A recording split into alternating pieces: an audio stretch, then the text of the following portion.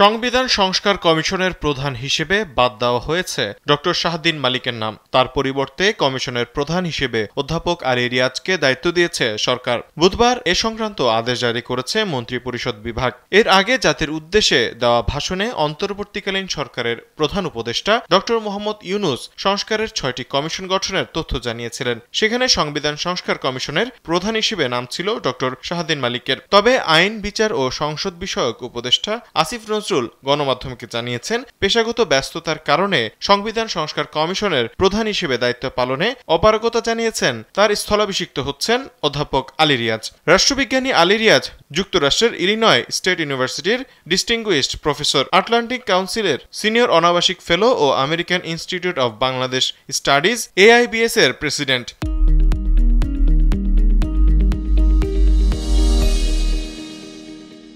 তিনি সরকার ও রাজনীতি, জাতীয় আন্তর্জাতিক সম্পর্ক, রাষ্ট্র সমাজ ও নির্বাচন প্রশাসন সহ নানা বিষয়ে নিয়মিত লেখালেখি করেন। সম্প্রতি তিনি দেশে এসেছেন। বাংলাদেশের সংবিধান সংস্কারের বিষয়ে পুনর্লিখনের ওপর জোর দেন তিনি। সম্প্রতি একাধিক সভা সেমিনারে তিনি এ বিষয়ে আলোকপাত করেছেন।